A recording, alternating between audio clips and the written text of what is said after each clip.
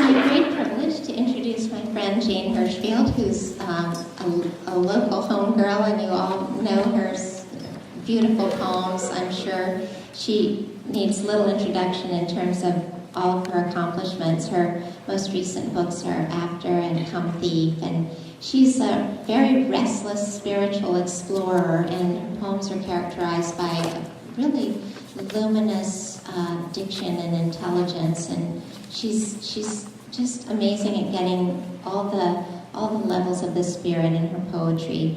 And the poem in here in the collection is a poem that brings together that sort of spiritual life and a very common act of preparing food, of washing mushrooms, and of getting the levels of sensual nature into this act of attention.